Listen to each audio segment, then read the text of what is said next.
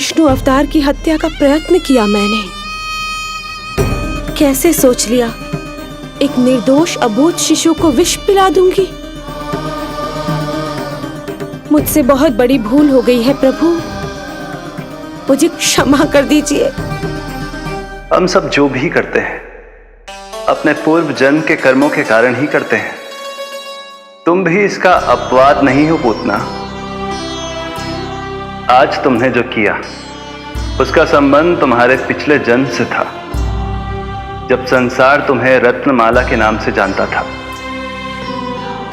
मैं रत्नमाला? हाँ, राजा बलि की पुत्री रत्नमाला। बलि दैत्यों के राजा थे, बहुत ही शक्तिशाली, और मेरे परम भक्त दैत्य गुरु शुक्राचार्य की सहायता से वो अमर हुए और पृथ्वी और स्वर्ग के सम्राट बन बैठे।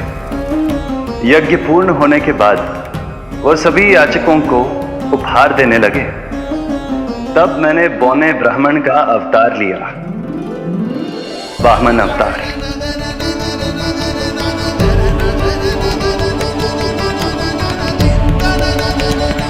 रत्नमाला के रूप में जैसे ही तुमने मुझे देखा, उस बालक जैसे अवतार के रूप से तुम भावुक हो गए। तुम्हारा हृदय ममता से भर उठा।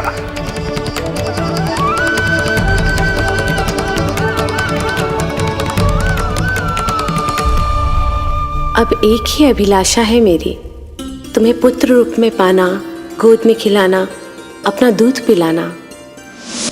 तब मैंने तुम्हें वरदान दिया कि तुम्हारी अभिलाषा अवश्य पूर्ण होगी। किंतु प्रभु, यदि वरदान था तो मैंने आपको दूध के स्थान पर विष पिलाने का दुष्कर्म क्यों किया? क्रोध के कारण, जो मैंने उस समय तुम्हारे पिता दैत्यराज महाबली के साथ किया था, उसी के कारण तुम क्रोधित हुई थी।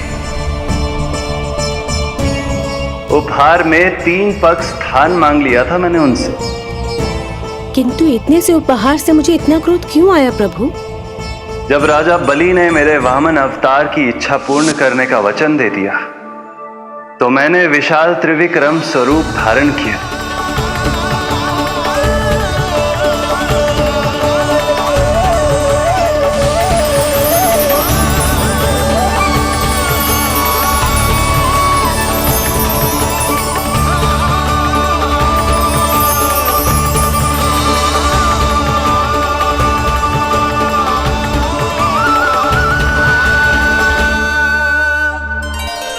प्रथम पग में मैंने संपूर्ण पृथ्वी नाप ली।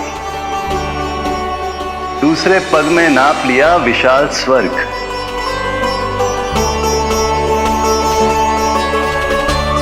किंतु फिर राजा बलि के पास उपहार में देने के लिए कोई स्थान ही नहीं बचा।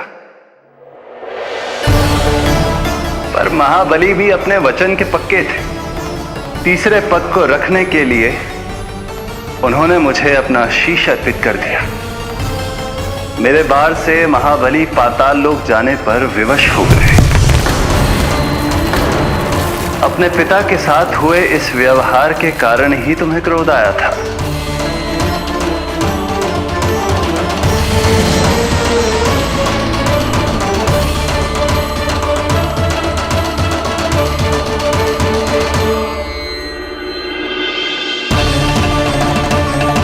दूध पिलाने की कामना थी, पर अब विषपान कराना चाहती हूँ तुम्हें। विषपान। तुम्हारी वो मनोकामना भी अवश्य पूर्ण होगी। मन ही मन ऐसा वरदान दिया था मैंने तुम्हें। और आज तुम्हारी दोनों इच्छाएं पूर्ण हो गई हैं रत्नमाला। भले ही तुम्हारी नियत में विष था, पर तुमने मेरी भूख मिटाने का उपक्रम किया, मुझे अपने पक्ष से लगाया। यही कारण है कि तुम मेरे लिए मेरी मां के समान पूजनीय हो गई हो। और इसीलिए अब से तुम सभी बंधनों से मुक्त हो।